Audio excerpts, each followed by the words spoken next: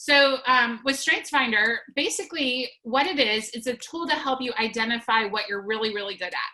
And on the screen, I've put my strengths. So my strengths are strategic, maximizer, activator, communication, and individualization. Now, I will tell you guys, I used to really struggle to remember that. And even as a strengths coach, people would say, what are your strengths? And I'd have to think for a minute because I couldn't remember the order. So here's a little tip for you. As you either have already taken your strengths assessment or will be taking your strengths assessment, if you look here, the first several letters say smacky. So I now know if I remember smacky, I will remember my strengths in order. And actually that's a tip I got from my coach, Ken. My strengths coach is Ken. So anyway, that's a little tip for you. If you're like me and you've struggled to remember what your strengths are, there's a little tip for you. All right, so let's talk about what is this thing called Strengthsfinder and how do I use it. So if you've taken it, in fact, type in the chat box either a yes or a no for yes, I've taken it, or no, I haven't. Full participation, I'd love to know. And what it is, if you've taken it, you know, it's 177 questions. And what it's looking for is patterns of feelings, thoughts, and behavior. So as they're asking you all these questions, they're looking for recurring themes. So how does this person feel about things? What do they think about things? How do they show up in different scenarios? And from that, they put together 34 different themes, okay? So let's explain what a theme is. A theme, really, what it does is it helps identify your greatest potential for success. And I'll go a little bit deeper here. So let's say that someone is really good at sorting through data quickly. Maybe you know someone that they think of alternative ideas very, very quickly. They find a way forward when everyone else is kind of stuck. Or maybe you're in a group environment and everyone else is kind of confused in the midst of chaos. And someone rises out and they're like, oh, I see clearly what we need to do. We need to go A, B, C, and then we'll be through to the other side. Those would all be described as talents, okay? So a talent is that naturally recurring pattern of thought, feeling, and behavior. It's that thing that you just do pretty naturally. And maybe you've had people compliment you before and say, man, you're really good at whatever thing. And you might think, I wonder why that sticks out to them. I don't know why everyone isn't good at that. Why doesn't everyone think that way? That's actually a sign that that might be a talent right there. So you can have, when you have a grouping of talents, like they see the way quickly, they can find their way through chaos and see we need to go A, B, C. They're good at analyzing data and finding patterns. Those are 4 different talents that I just described. Well, what Strengths has done is they've grouped different talents together and they call it a theme. And I'm explaining this because I've taught this often enough to know people get their assessment and they're like, what's the difference between a theme and a talent and a strength? And I don't really know. So if you think of it like a funnel, talents are up here and there's, tons of them in the world, right? We have all of these talents. Then they get filtered down into a theme. And that's when we're clumping them together. Is everybody tracking with me? I want to make sure you understand this. So you can have a theme or a grouping of talents. But if you think about it, if you don't exercise it, could you really call it a strength? An example of that would be, I used to be a concert pianist. A lot of people don't know that because I don't play very much anymore. But when I was in 4th grade, I did a concert at Peabody in downtown Baltimore. It's a pretty big deal. Well, since I've moved to South Carolina, I haven't jumped in. I haven't started playing with my church. I've been busy doing other things. And you know what? If I sat down to play the piano right now, I could play, but not near to the level that I could play in 4th grade because I'm not exercising that talent. Okay, does that make sense? So that's where you can take a theme or something you already possess, and through intentionality, you can turn it into what's called a strength. And that is the goal of the assessment Strengthsfinder. The goal is to help open your eyes to see, what do you have that you're good at? How do you think? How do you feel? How do you behave? Because when you are thinking, feeling, and behaving those ways, you're going to be better positioned for success. And we want you to know what those things are. Everybody tracking with me? I just want to make sure, because I teach this enough to know I get a lot of questions on this slide. So if you have a question, type it in. But that's the difference between a talent, a theme, and a strength. They're really all talking about the same thing. It's just what word are we using? All right, perfect. So we know that if you take that talent, just like if you're a piano player and you practice a lot, that talent can become a strength through investing your time and energy. So that's the goal of Strengthsfinder. Strengthsfinder has 34 different categories of strengths, and we usually say your top 10 are like your powerhouse. So when you take the assessment, you can see what your top 10 are, and those are the ones that are really your powerhouse. You could use any of them probably with a lot of ease, excellence, and enjoyment.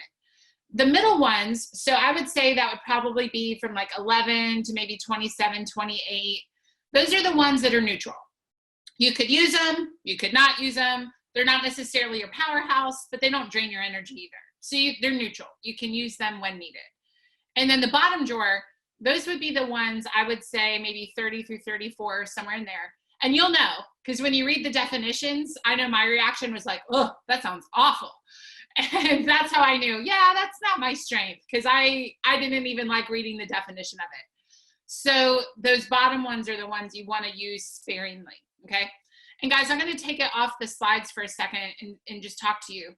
With Strengthsfinder, the whole idea of it is if you are built like a linebacker, say there's a guy built like a linebacker, and he said, you know what, I really, really want to be a ballerina. Type in the box. Could the guy built like a linebacker be a ballerina if he wanted to? If you say he put 10,000 hours of effort into that, he went, hired the best coach he could find, and he put enormous amounts of energy into becoming a ballerina. That guy could learn how to move like a ballerina. Of course he could, with all that effort. But the thing is, he's not built like a ballerina. So what if he took those 10,000 hours, redirected his energy into being a linebacker? Now he would likely have an entire career of success. And that's the idea behind strengths. I think we live in a culture that in many ways it celebrates the underdog, right? Which in many ways I appreciate that. If you have been in a car accident and you were told you would never walk and you learn how to walk again, I absolutely celebrate that. So those things are in a different category in my mind. Those kind of underdogs that end up winning, I put that in a different category than what I'm about to say. But I think in general, for the majority of us, maybe it's how we grew up, maybe it's the schools we went to, but there seems to be this idea of what am I really bad at and how can I work on it?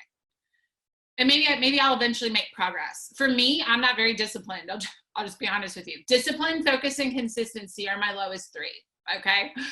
And I've just learned if I say, I'm just gonna pull myself up by my bootstraps, I'm gonna get this done, that might work for me for a limited amount of time, yet it will ultimately lead to failure for me because that is not my strength. It is not how I'm wired. I have a lot of relationship stuff up top. That a lot of relationship-based strengths are in my top 10. So for me, if I have something I need to do that I don't want to do, I've learned I need to get accountability partners or someone to do it with me. Now I will get it done. So that's the idea behind strengths, is to help us quit focusing on the stuff that we're not so good at or that we don't see, it doesn't give us a lot of energy, and redirect into areas that do give us energy. So speaking of energy, I get energy from crowd participation. So nod your head, put in the chat box, are you tracking with me so far? I can see a few of you. Oh, I'm getting some thumbs up. Very nice. I like it. Okay. By the way, who's got their coffee? It is Saturday morning after all. I love coffee, especially when it's a pottery mug. I just got more interaction off of a coffee question than anything else. Look at that. All right. I know where your hearts are. It's the coffee. Okay. So let's keep moving because my goal is to make this really practical for you. So let's keep going a little bit more in some explanations, and then we're going to jump into the practical. How do I use this, especially with what's going on in the world right now? We can't do that until we understand what the tool is, right? So let's keep going. So the goal is to help you get into a position where you are operating with ease, excellence, and enjoyment. And I want everyone to write that down. This isn't Anna's opinion. I didn't put this concept on the slide out of my own brain. This is actually from Gallup, who are the people that created and use Strengthsfinder, okay? And the way that you can know something is a strength is if it's something that you do with ease. So everybody take a minute, and I want you to write down on your paper, because I want you to start identifying your strengths right now, whether you've taken the assessment or not. Describe on your paper something that you do with ease. And maybe it's something that other people compliment you on and you've thought before, I don't really know why they're complimenting me on that. It's not that hard, because for you, it's a strength. That's why it's not that hard for you. So sometimes people say things like analyzing data. It could be lots of things. And so I want you to write down, what are you really, really good at? I think somehow somebody just wrote on the screen. Did you guys see that? I have no idea how that just happened. That was really fascinating. All right, so I think someone has taken over my computer. That is so weird. All right, so first of all, it has to be something that you do with ease. So it comes relatively easy for you. That's how you know it's a strength.